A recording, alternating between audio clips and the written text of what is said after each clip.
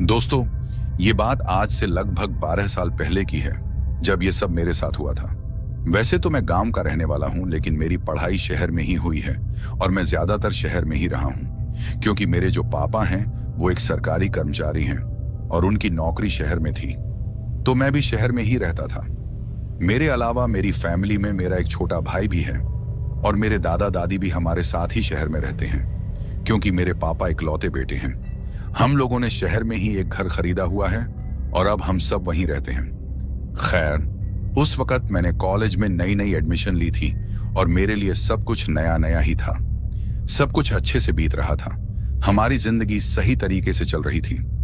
मेरा जो छोटा भाई था उसका नाम पंकज था और वो भी 12वीं में पढ़ता था। अभी तक तो सब कुछ ठीक था, लेकिन फिर एक दिन मेरा छोटा भाई पंकज मुझसे कहता है, भैया काफी वक्त हो गया है, हम लोग नानी के घर नहीं गए। मुझे तो बहुत याद आ रही है नानी की। क्या बोलते हो भैया, कब चलें? पंकज की बात सुनकर मैं उससे कहता हूं, याद तो मुझे भी आ रही है, लेकिन कुछ दिन रुक जा। वैसे भी अगले महीने में कुछ छुट्टियां पड़ने वाली हैं, फिर हम सब साथ चलेंगे, मौज मस्ती करेंगे। मेरी बात सुनकर पंकज भी हाँ में सिर हिलाता है और मुझसे कहता है, ठीक है भैया, अगले महीने हम लोग जरूर चलेंगे। वैसे भी हमें काफी वक्त हो गया है नानी के घर गए हुए। उसके बाद पंकज वहां से चला जाता है। दोस्तों, आप में से बहुत से लोग ऐसे होंगे जो अपने नानी के घर जाने के लिए बहुत खुश हो जाते होंगे। बस हम दोनों भी वैसे ही थे। हम लोग अपनी नानी से बहुत प्यार करते थे और नानी भी हमसे बहुत प्यार करती थी। अब ये नानी के घर जाने वाली बात पंकज ने मम्मी पापा से की और वो दोनों भी अगले महीने वहां जाने का प्लान करने लगे। उन्होंने हम दोनों से कहा, कोई बात नहीं, अगले महीने हम सब साथ चलेंगे। मम्मी पापा की ये बात सुनकर हम दोनों भी बहुत खुश हो गए। दोस्तों, सच कहूं तो मैं बहुत एक्साइटेड था नानी के घर जाने के लिए, क्योंकि हमें नानी का गांव बहुत अच्छा लगता था। वहां के खेत खलिहान, वहां की हरियाली, हमें सब कुछ बहुत अच्छा लगता था। साल में हम लोग एक बार जरूर नानी के घर जाते थे, लेकिन इस बार हमें पूरे 3 साल हो चुके थे वहां गए हुए, क्योंकि मेरे जो बड़े वाले मामा जी थे उनकी किसी बात को लेकर मेरे पापा से लड़ाई हो गई थी। बस उस दिन से आज तक मेरे पापा नानी के घर नहीं गए। हालांकि मम्मी ने उन्हें कई बार वहां चलने को कहा, लेकिन पापा हर बार मना कर देते थे। मेरे नाना नानी दोनों उन्हें मनाने भी आए, लेकिन वो हर बार इनकार ही कर देते। और तो और, अब की बार उन्हीं मामा जी ने पापा से माफी भी मांग ली थी, लेकिन माफी मांगने के बाद भी पापा अभी तक वहां नहीं गए थे। लेकिन इस बार पापा हमारी जिद के आगे झुक गए थे।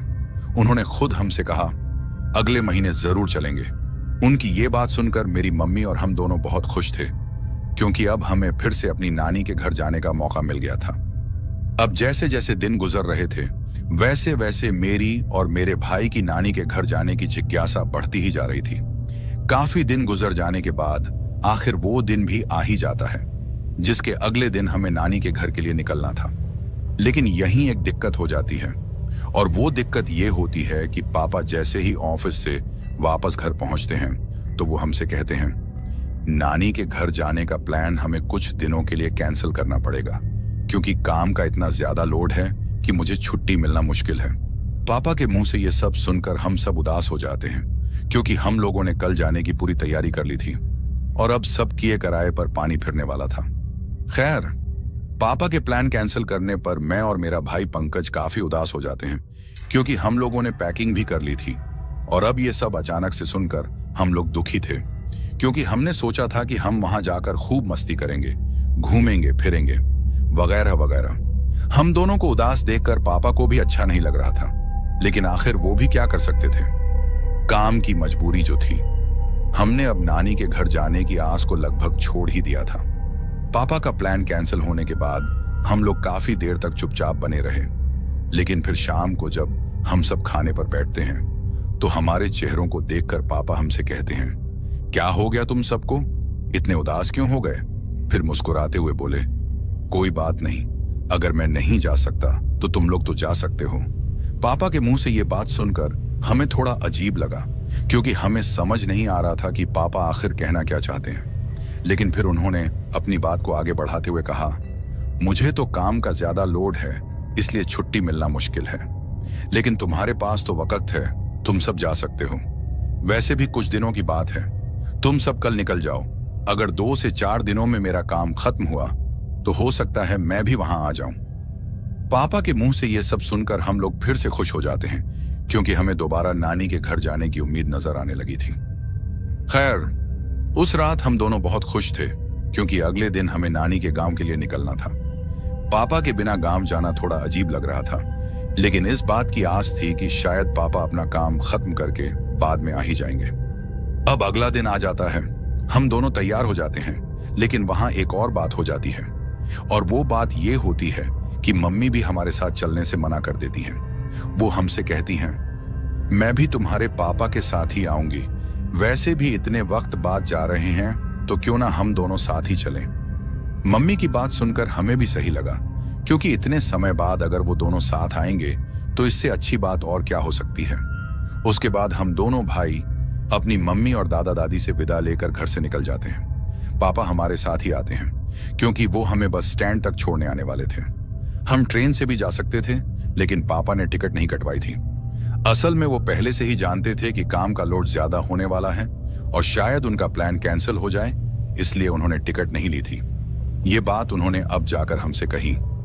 मैंने टिकट इसलिए नहीं कटवाई थी क्योंकि मुझे पता था कि छुट्टी मिलना मुश्किल है। खैर, कुछ देर बाद हम लोग बस स्टैंड पहुंच जाते हैं और फिर हमें बस भी मिल जाती है, जो हमें हमारी मंजिल तक पहुंचाने वाली थी। बस में बैठने के बाद पापा भी वहां से वापस लौट जाते हैं। कुछ देर बाद बस चल पड़ती है और हम दोनों अपनी मंजिल की तरफ रवाना हो जाते हैं। जैसे जैसे बस आगे बढ़ रही थी, वैसे वैसे हमारी खुशी भी बढ़ती जा रही थी, क्योंकि हम दोनों काफी वक्त बाद जा रहे थे और इस बार मम्मी पापा भी साथ नहीं थे, तो हमें रोकने टोकने वाला भी कोई नहीं था। हम जो चाहें वो कर सकते थे, मतलब नानी के घर के अलावा भी वहां कहीं भी घूमने जा सकते थे। जहां नानी का गांव था, उस दिशा में बहुत सी सुंदर जगहें थीं जहां हम घूमने जा सकते थे, और इस बार हमारे पास पूरा मौका था। हम काफी दिन वहां बिताने वाले थे, तो हमारे दिल में इस बात की खुशी थी। लगभग 7 से 8 घंटे का बस में सफर करने के बाद हम लोग अपनी मंजिल के करीब पहुंच जाते हैं। मतलब कि हम लोग बस से तो उतर जाते हैं, लेकिन अभी भी हमें नानी के गांव जाने के लिए एक और गाड़ी से जाना पड़ता है। बस से उतरने के बाद अभी भी 20 किलोमीटर का सफर और करना था। खैर, थोड़ा रुकने के बाद हमें उस गांव की तरफ जाने वाली एक गाड़ी मिल जाती है और हम दोनों भाई उस गाड़ी में बैठ जाते हैं। कुछ देर बाद वो गाड़ी हमें हमारी मंजिल पर पहुंचा देती है। मतलब कि अब हम अपने नानी के गांव तक पहुंच चुके थे। गाड़ी से उतरने के बाद हम उस गांव की तरफ चल पड़ते हैं जहां नानी का घर था। थोड़ा पैदल चलने के बाद आखिर हम लोग गांव में पहुंच जाते हैं और फिर कुछ ही देर में अपने नानी के घर पहुंच जाते हैं। नानी के घर पहुंचते पहुंचते हमें रात हो गई थी। हमें देखकर नानी ने सबसे पहले हमें गले से लगा लिया और फिर हमारा हालचाल पूछने लगी। उन्होंने मम्मी पापा के बारे में भी पूछा, तो हमने कहा वो दोनों भी 2 से 4 दिनों में पहुंच जाएंगे। नानी के घर में नाना जी, छोटे मामा, उनकी पत्नी और उनके 2 छोटे बच्चे रहते थे। बड़े वाले मामा अलग रहते थे। नाना जी और छोटे मामा ने भी हमसे हमारा हाल पूछा। उसके बाद हम सब ने साथ मिलकर रात का खाना खाया और फिर सब सोने चले गए। दोस्तों, यहां तक तो सब ठीक था, लेकिन अब जो आगे मेरे साथ होने वाला था, उस बात से मैं पूरी तरह अनजान था। मुझे जरा भी अंदाजा नहीं था कि आगे जो कुछ मेरे साथ होने वाला है वो मेरी पूरी जिंदगी बदल देने वाला होगा। खैर, रात को जब मैं और मेरा भाई पंकज सो रहे थे, तो मैं उससे कहता हूं, पंकज, गांव की तो बात ही कुछ और है। कल हम लोग पूरा गांव घूमेंगे और अच्छी अच्छी जगहों पर भी जाएंगे। मेरी बात सुनकर पंकज भी हाँ में सिर हिलाता है। उसके बाद कब हमारी आंख लग जाती है हमें पता ही नहीं चलता। शायद लंबे सफर की वजह से हम दोनों काफी थक गए थे, इसलिए हमें जल्दी ही नींद आ जाती है। अब अगली सुबह जब हमारी आंख खुलती है तो हम दोनों बहुत खुश होते हैं, क्योंकि आज हम वो सब करने वाले थे जिसका हमने कल सोचा था। मतलब गांव घूमना और नई नई जगहों पर जाना। सबसे पहले तो हम लोग नाश्ता करते हैं और फिर हम दोनों पूरे गांव का एक चक्कर लगाने का सोचते हैं। हम वैसा ही करते हैं, पूरा गांव घूम आते हैं। उस दिन हमने गांव के अलावा 1-2 और जगहें भी देखी। सच कहूं तो हमें बहुत मजा आ रहा था। कुछ देर बाद शाम हो जाती है तो मैं अपने छोटे भाई पंकज से कहता हूं, आज तो बहुत मजा आया।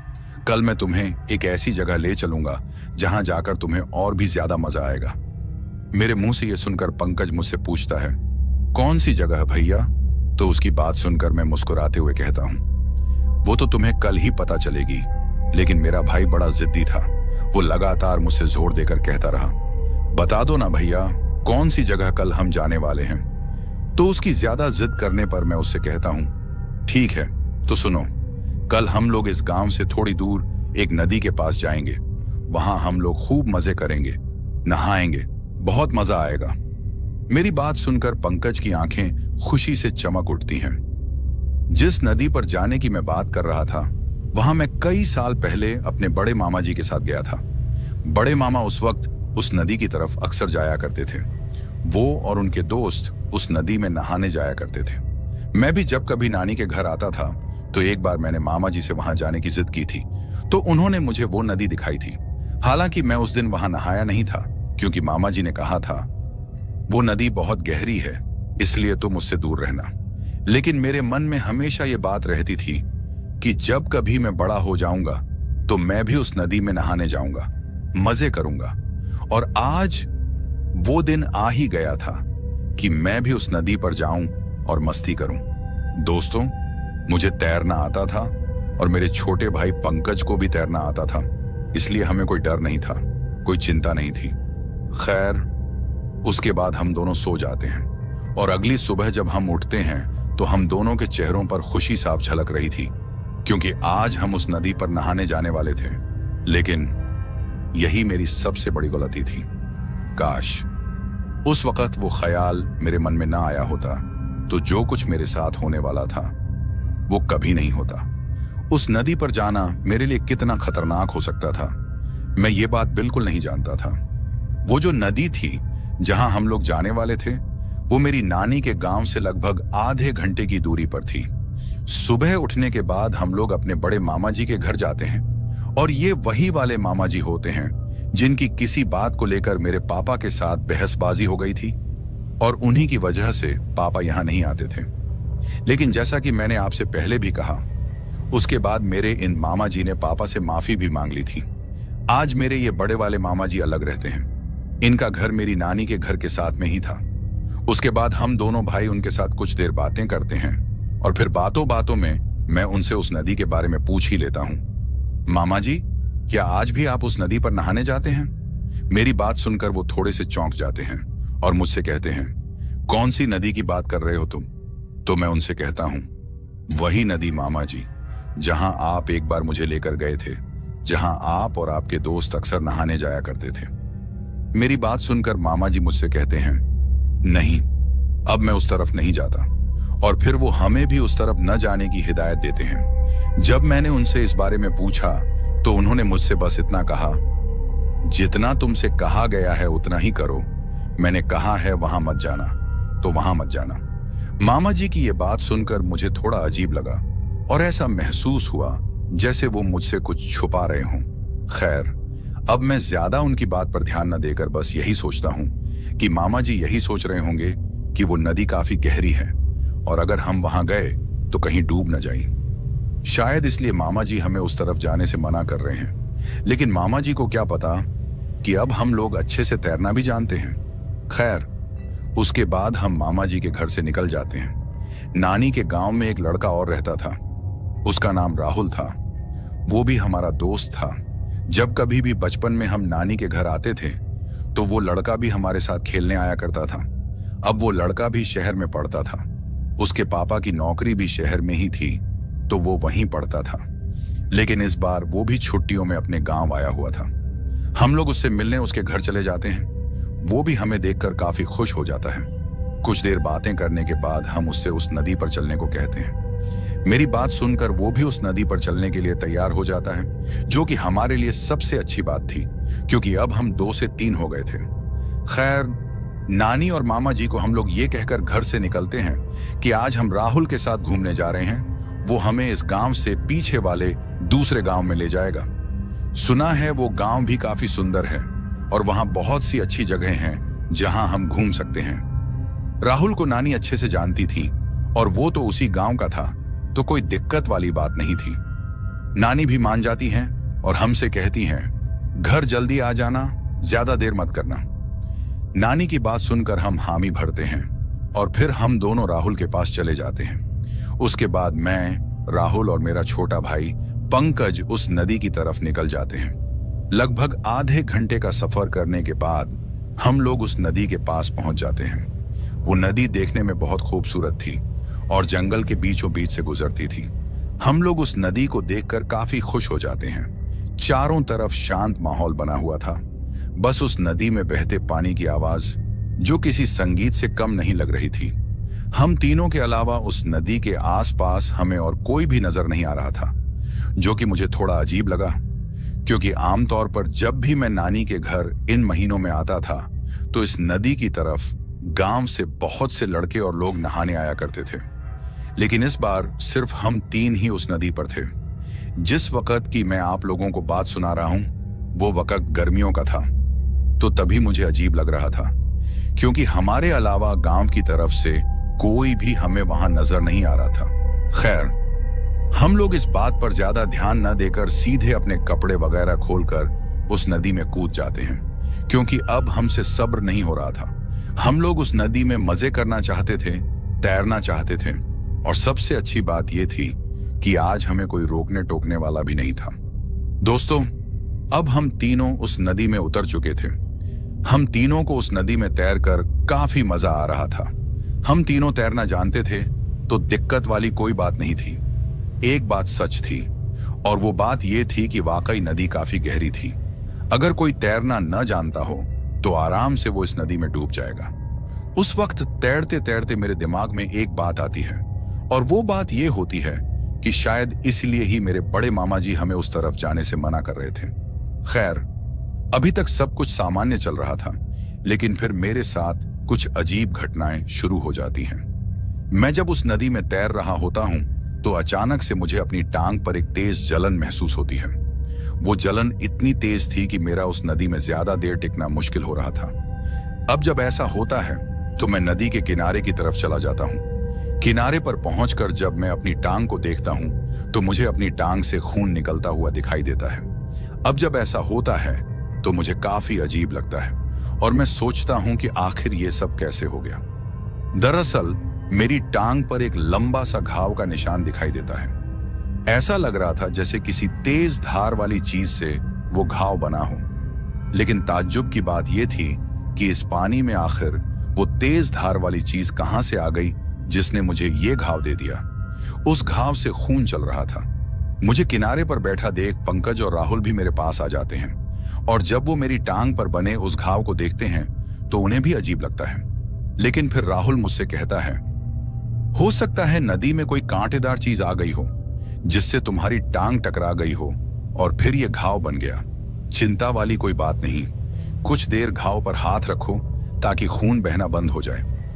राहुल की बात सुनकर मैं वैसा ही करता हूं। कुछ देर बाद खून बहना सच में बंद हो जाता है। उसके बाद मैं फिर से नहाने का सोचता हूं। दोस्तों, उस वक्त मुझे उस घाव की ना परवाह थी ना दर्द की, बस एक अजीब सी इच्छा थी कि मैं फिर से उस नदी में उतरूं।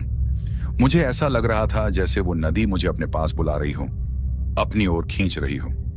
अपने घाव की जलन को भूलकर मैं फिर से नदी में कूद जाता हूं। सच कहूं तो हम तीनों को बहुत मजा आ रहा था। गर्मी के मौसम में नदी में नहाने का अपना ही मजा होता है, और अब हम तीनों वही मजा कर रहे थे।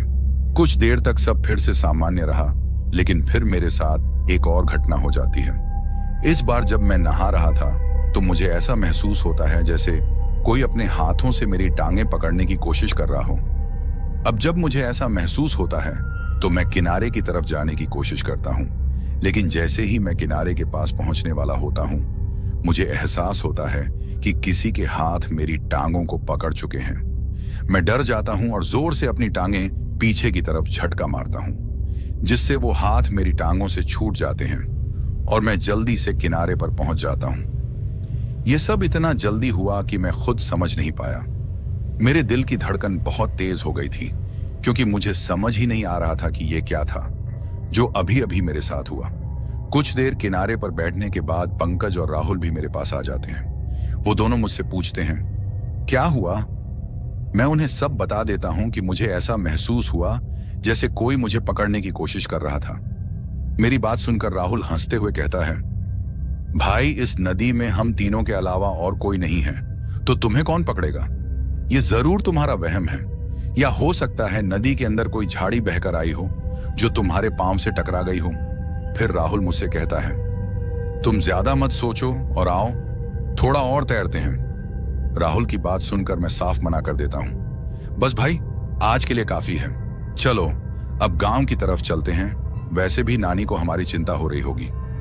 वो दोनों कुछ देर और नहाते रहे और फिर थोड़ी देर बाद किनारे पर आ गए। उसके बाद हम लोग अपने कपड़े पहनते हैं और एक दूसरे से कहते हैं, इस बात का पता किसी को भी नहीं चलना चाहिए कि हम नदी पर आए थे।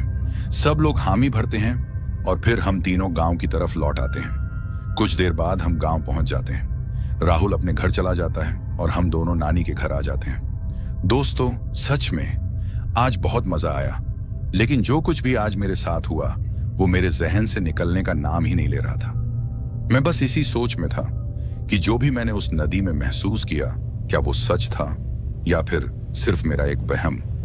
उसके बाद रात को मैं और मेरा छोटा भाई पंकज आपस में बात करते हैं। पंकज मुझसे कहता है, भैया आज बहुत मजा आया, कल हम फिर से उस नदी पर नहाने जाएंगे।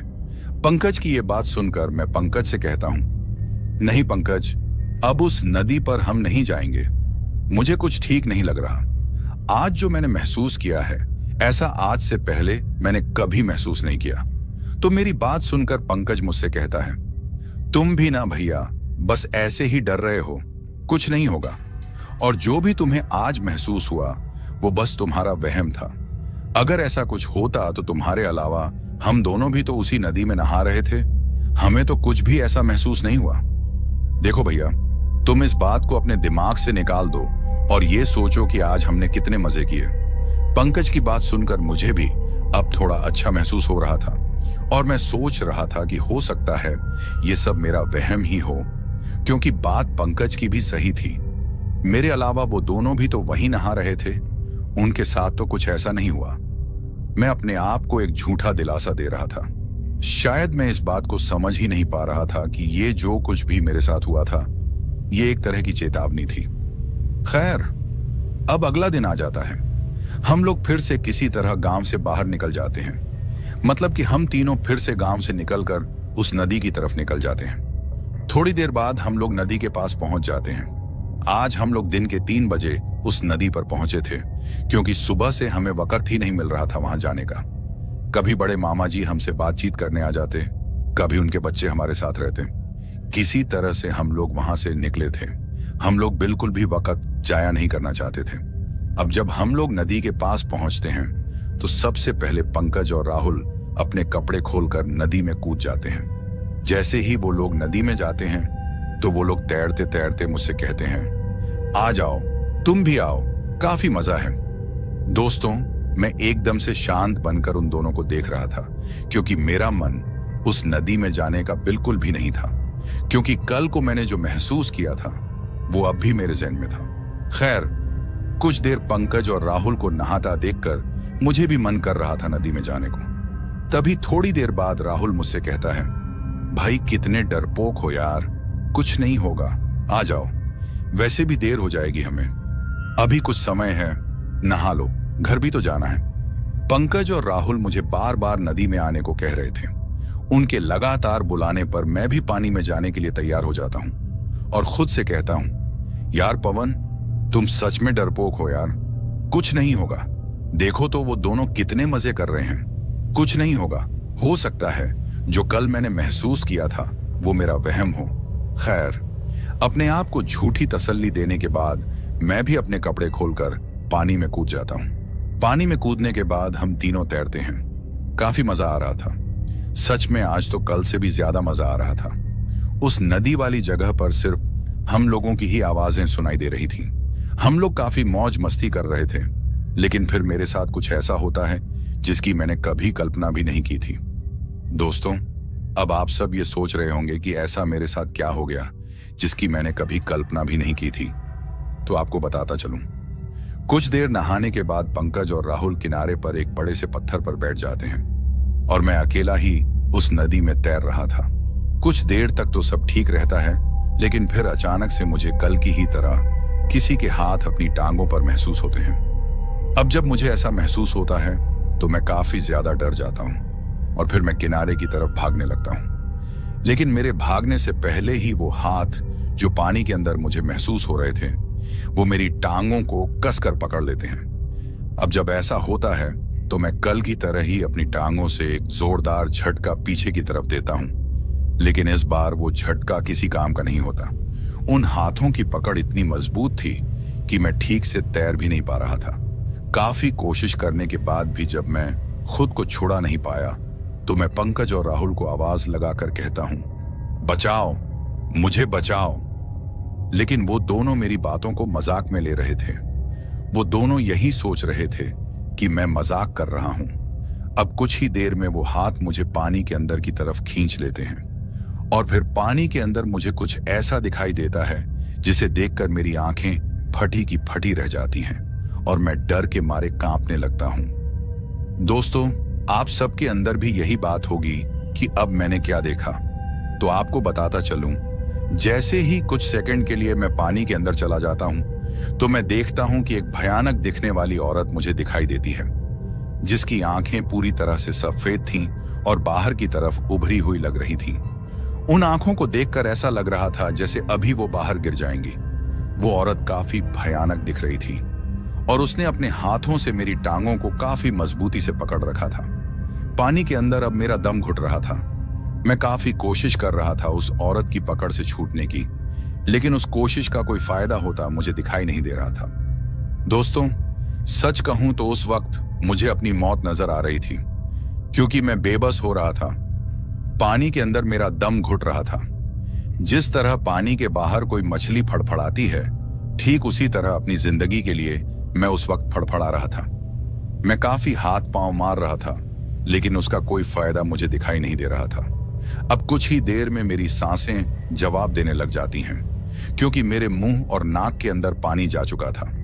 वो डरावनी औरत मुझे पानी के बाहर आने ही नहीं दे रही थी।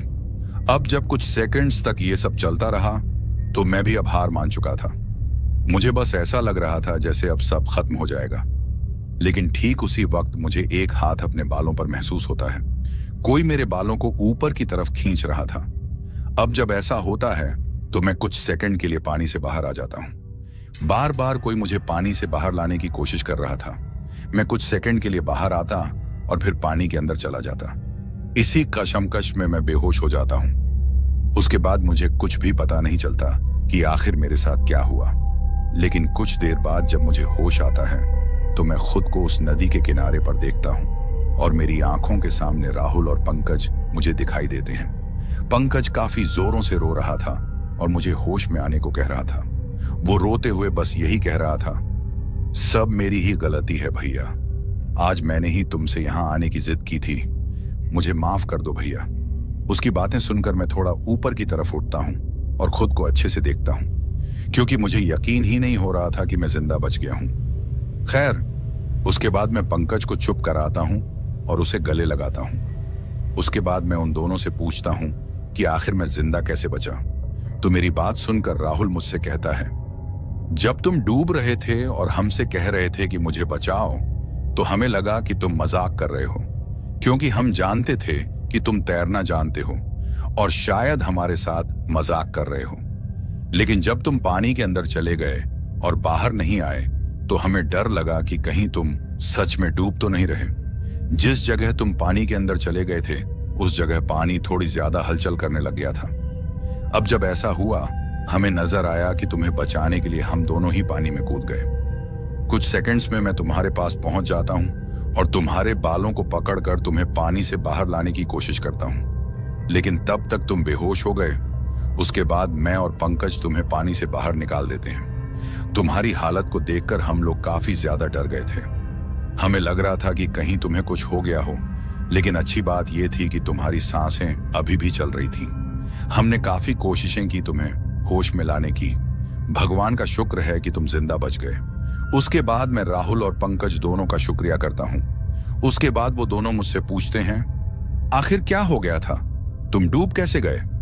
उनकी बात सुनकर मैं उनसे सारी बात बता देता हूं कि कैसे मैंने पानी के अंदर एक डरावनी औरत को देखा जो देखने में बिल्कुल चुड़ैल से कम नहीं लग रही थी। और उसने मेरी दोनों टांगों को काफी मजबूती से पकड़ लिया था, जिसकी वजह से मैं पानी में तैर नहीं पा रहा था। ये तो शुक्र है कि तुम लोगों ने समय रहते मेरी जान बचा ली। अगर तुम सही समय पर नहीं आते तो शायद आज मैं जिंदा भी ना होता। मेरी बातें सुनकर वो दोनों भी डर जाते हैं और उसके बाद हम लोग कपड़े पहनकर जितनी जल्दी हो सके वहां से वापस गांव की तरफ आ जाते हैं। गांव में पहुंचने के बाद हम लोग आपस में ये बात करते हैं कि कुछ भी हो जाए ये बात हम लोग घर पर किसी को भी नहीं बताएंगे, क्योंकि अगर हमने ऐसा किया तो फिर हमारे घूमने पर रोक लग जाएगी और मेरे मम्मी पापा हमें कभी भी नानी के घर नहीं भेजेंगे। दोस्तों, हम लोग अब कसम खा चुके थे कि चाहे कुछ भी हो जाए हम लोग अब कभी भी उस नदी पर नहीं जाएंगे। उसके बाद हम लोग नानी के घर पर फिर से पहुंच जाते हैं। दोस्तों, सच कहूं तो जो मेरे साथ उस दिन बीता था वो अभी तक मेरे जहन में था और मैं चाह कर भी उसे भूल नहीं सकता था, क्योंकि आज मैंने मौत को इतने करीब से देखा था। मैं जो रोज खूब मस्ती करता था आज बिल्कुल शांत बनकर बैठा था। मुझे इस तरह गुमसुम देखकर नानी मुझसे कहती हैं, क्या हो गया पवन, तुम इतने चुप चुप क्यों हो? नानी की बात सुनकर मैं उनसे कहता हूं, कुछ नहीं नानी, बस ऐसे ही। नानी मुझसे कहती हैं, अगर कोई बात है तो मुझे बताओ बेटा, लेकिन मैं उनसे कुछ भी कहने से मना कर देता हूं और कहता हूं, मुझे कुछ नहीं हुआ नानी। उसके बाद मैं और पंकज रात का खाना खाकर कमरे में सोने चले जाते हैं। सोते वक्त भी वो ख्याल मेरा पीछा नहीं छोड़ रहा था।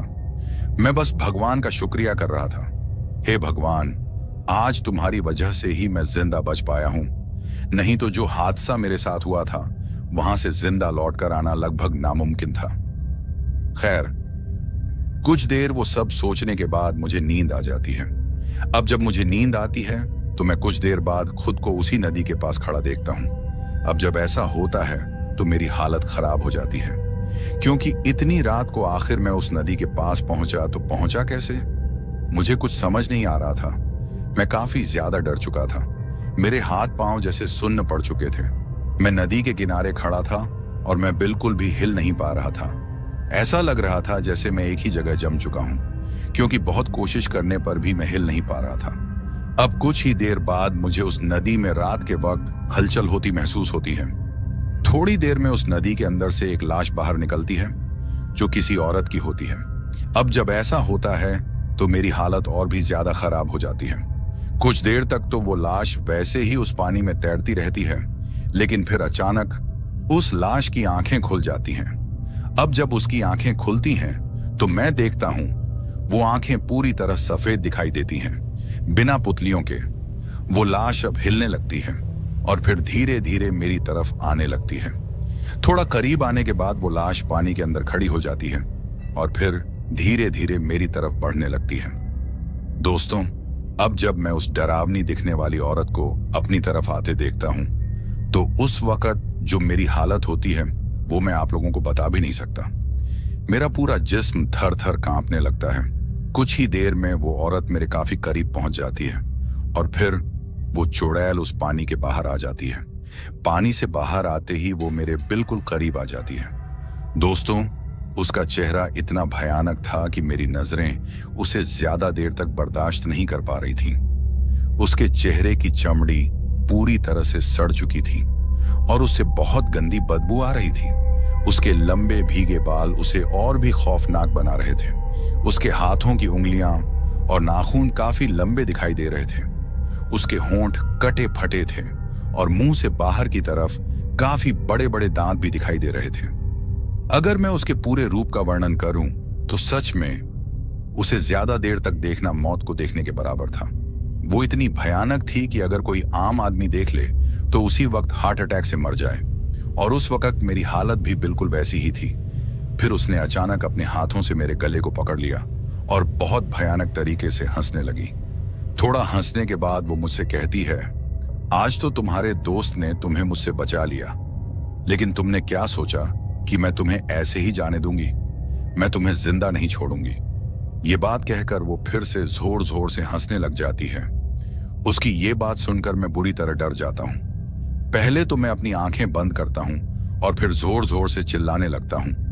अब जब मैं चिल्ला रहा था तो मुझे मेरे भाई की आवाज सुनाई देती है। वो कह रहा होता है, क्या हुआ भैया, आप चिल्ला क्यों रहे हो? उसकी बात सुनकर मैं अपनी आंखें खोलता हूं तो देखता हूं कि मैं कमरे में बिस्तर पर लेटा हुआ हूं। मेरे सामने मेरा छोटा भाई पंकज खड़ा था। मतलब अभी तक जो मैंने देखा, क्या वो सब एक सपना था? मुझे कुछ समझ नहीं आ रहा था। सच कहूं तो डर ने मेरी हालत बुरी तरह खराब कर दी थी। मेरी चीखें सुनकर नानी, नाना, छोटे मामा और उनकी पत्नी सब कमरे में आ जाते हैं। वो मुझसे पूछते हैं, क्या हुआ बेटा? तो उस वक्त मैं सारी बात उन सबको बता देता हूं, क्योंकि अब वो बात छुपाना ठीक नहीं था। वो बात कहनी जरूरी थी, क्योंकि मैं जानता था अगर मैंने ये बात आज नहीं बताई तो आगे चलकर वो चुड़ैल मुझे सच में जिंदा नहीं छोड़ेगी। मैंने उनसे ये भी कह दिया कि हम लोग नदी पर नहाने गए थे और आज मैं बहुत मुश्किल से बच पाया हूं। मेरी बातें सुनकर नानी रोने लग जाती हैं और फिर हम दोनों को डांटती हैं। उसके बाद वो कहती हैं, जिस नदी पर तुम लोग नहाने गए थे वहां पिछले साल एक औरत ने आत्महत्या की थी और आज भी उसकी आत्मा वहां भटकती है। वो अब एक चुड़ैल बन चुकी है। कुछ महीने पहले हमारे गांव के एक आदमी की लाश उसी नदी के किनारे मिली थी और उसके शरीर पर काफी जख्म थे। उस दिन के बाद गांव के लोगों ने उस नदी की तरफ जाना बंद कर दिया था, लेकिन तुम लोगों ने वहां जाकर बहुत बड़ी गलती कर दी है। ये तो शुक्र है ऊपर वाले का जो तुम लोग वहां से जिंदा लौट आए, नहीं तो मैं तुम्हारे माँ बाप को क्या जवाब देती। उस पूरी रात नानी हमारे पास ही रही। अगले दिन नानी ने एक तांत्रिक को बुलाया और हम दोनों को उस तांत्रिक को दिखाया। उस तांत्रिक ने अगली रात काफी देर तक हवन किया और फिर मुझे और पंकज को एक धागा भी दिया और हमसे कहा, यह धागा तुम्हें पूरे 1 साल तक बांध कर रखना है। ध्यान रहे ये धागा खुलने न पाए। मैंने उस तांत्रिक से एक धागा राहुल के लिए भी मांगा था, क्योंकि वो भी हमारे साथ उस नदी पर गया था। और आज अगर मैं जिंदा हूं तो उसी राहुल की बदौलत हूं, क्योंकि अगर वो सही समय पर मुझ तक ना पहुंचता तो शायद आज मैं जिंदा भी ना होता। उसके बाद हम तीनों उस धागे को पहन लेते हैं। आज इस बात को बीते पूरे 12 साल हो चुके हैं। वो धागा भी अब मेरे पास नहीं है और आज मैं पूरी तरह से ठीक हूं।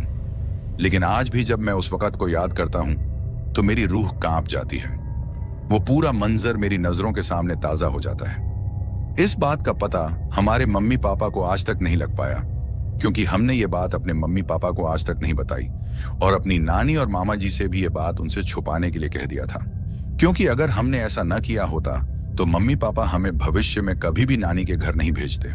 दोस्तों, एक बात तो है, जिंदगी में कब क्या हो जाए कोई नहीं जानता, और जिस पर बीतनी होती है उस पर बीत कर रहती है। बड़ी बात यह थी कि मैं वहां से जिंदा बचकर आ गया था, जो कि मेरे लिए सबसे बड़ी बात थी। तो दोस्तों, कैसी लगी हमारी ये कहानी? अगर आपको ऐसी और भी कहानियां सुननी हैं तो हमारे चैनल को सब्सक्राइब करना बिल्कुल मत भूलिएगा।